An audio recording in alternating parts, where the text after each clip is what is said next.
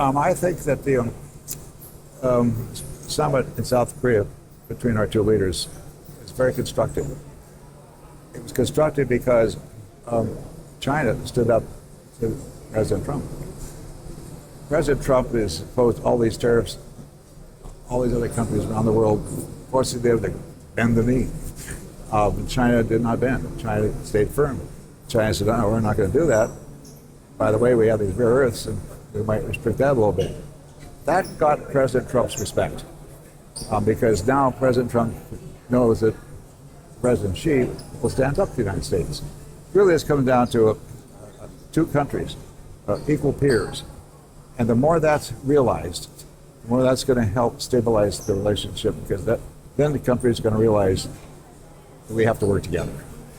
And if neither can bully the other, neither can subject the other to untoward pain, then maybe both countries will realize, hey, let's see if we can find some ways to work things out. And trade is really the balance. Trade and investment is really the glue. The past has kept our two countries together. There's been dips, unfortunately, both investment and trade.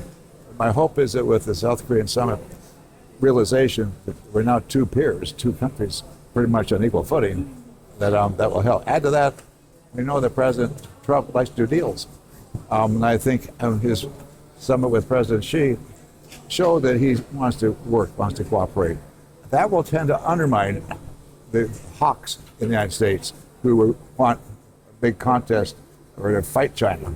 But President Trump is undermining them. He's taking the rug out, pulling the rug out from under a lot of the hawks in the U.S., and that too is going to help. I read that China is purchasing some soybeans, but not near as many as in past years. And also that rare earth is being export restrictions by China. Rare earth is being relaxed. That's starting to work out a little bit. And also it's true that the United States is not implementing the next round of export controls against China. So all indications so far, it's early, it's very early, but all indications so far is that, it's working. It's really critical that both sides, both presidents do whatever they can to maintain that. That means, in significant respect, that President Trump can't change his mind. President Trump is known for changing his mind. And he's got to be disciplined. He's got to stick with this, at least for a year. If he can stick with this for a year without changing his mind, that's going to make a big difference. What's your take on decoupling, since more and more people in Washington is talking about this? There's a lot of talk about decoupling. There's been a lot of decoupling. I frankly fear that there's going to be slightly more decoupling in various technologies. The concern here is national security. National security, pardon the pun, trumps everything. If one country says we have to do this in the interest of national security, well, it's just done. And it covers so many new areas, and that's really is the real key. And the consequence, there are a few more areas, say technology coming from China to the U.S., that U.S. Policymakers say, well, that jeopardizes our national security. So, and that means there'll be a little bit more decoupling. But we're going to get to a point, though, where we can't go any farther, because American consumers do want to have low prices. They want to get as many products as they can from around the world.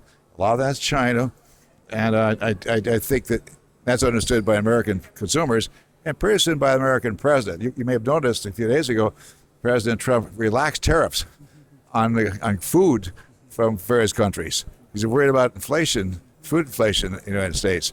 So the consumers really are important in the U.S., and partly because our system of government.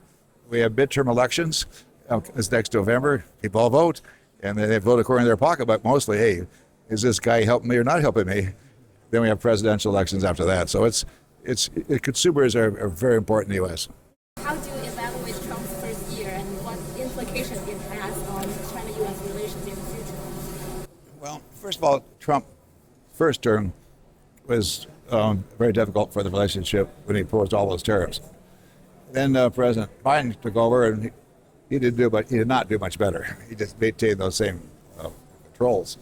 Trump, now as new president, is trying to recalibrate. He really cares about his image in the world, and therefore he likes to do deals. He likes strong men. and he sees President Xi as a strong man. He sees President Putin as a strong man.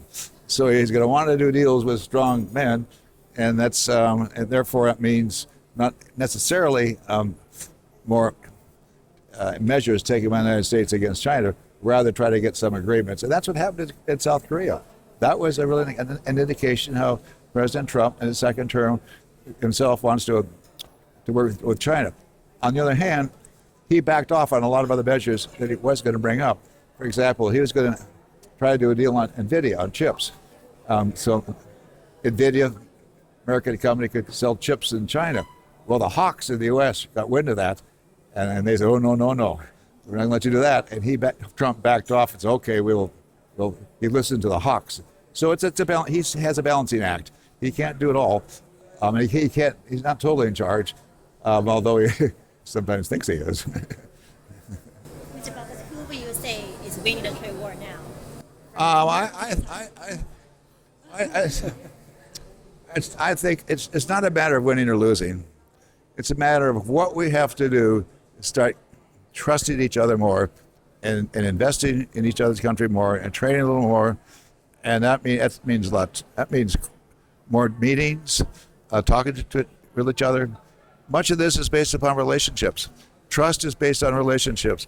And the more President Trump and President Xi talk to each other, the better. My view is it never happened. I like to see them agree to meet every 6 months. Just lock it in. Meet every 6 months. And if they were to do that, they know they got to meet. Clear the decks. Don't let it be canceled. That would help too.